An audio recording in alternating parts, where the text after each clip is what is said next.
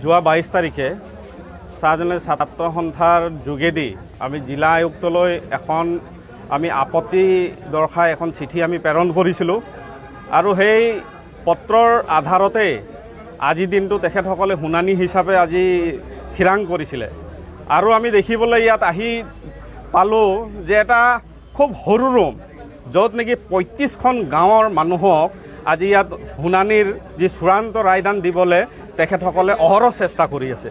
ইয়াত আমি যিটো পৰিৱেশ দেখিলোঁ, ইয়াত মানুহ যিসকল আহিছে আপত্তি দিবলৈ বা শুনানিৰ ইয়াত যোগ দিবলৈ আহিছে, তেখেতসকল ভিতৰত যেতিয়া সোমাইছে বা বাহিৰলৈ ওলাই আহিছে, যেতিয়া আমি সুধিছোঁ যে ভিতৰত কি হৈ আছে, মানুহ আমাক কৈছে যে তাত আমি এপ্লিকেশ্যন দিছোঁ আৰু আমাক তথ্য বিচাৰি আছে। আমি কৈছোঁ কি তথ্য বিচাৰি আছে, যে আমি কিমান মানুহ আছে আমাক তথ্য বিচাৰি আছে।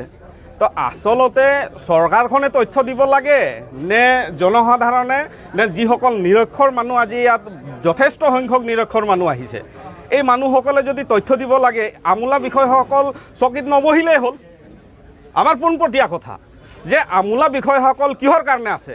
চৰকাৰে আজি এটা নিৰ্দেশনা দিছে যে সঠিক তথ্যৰ আধাৰত গাঁওখন নিৰ্ধাৰণ কৰিব লাগে। আমি মৰাণ ছাত্ৰ সন্থাৰ যি স্বায়ত্তশাসিত পৰিষদৰ যি সমষ্টিৰ সীমা নিৰ্ধাৰণৰ বিষয়টো আমি 100% আমি সমৰ্থন জনাইছোঁ। তাৰ উপৰিও আমাৰ যিসকল বাগিচা অঞ্চল আৰু বিশেষকৈ চাহ অধ্যুষিত অঞ্চল আজি বহুত তাত সোমাই গৈছে লিষ্টখনত।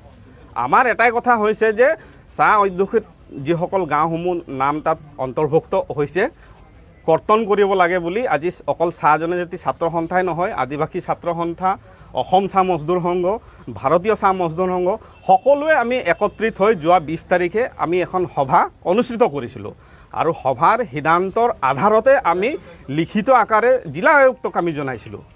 আজি দেখিবলৈ পাইছোঁ যে আমাৰ যি আপত্তি যেনেধৰণে ব্যৱস্থা এটা কৰিব লাগিছিলে, জিলা আয়ুক্ত আৰু যিসকল ইয়াত আমোলা বিষয়াসকল আছে, কিন্তু সেই আপত্তিৰ আধাৰত যেনেধৰণে ব্যৱস্থা কৰিব লাগিছিল আমি তিল মানুহ দেখি নাপালোঁ।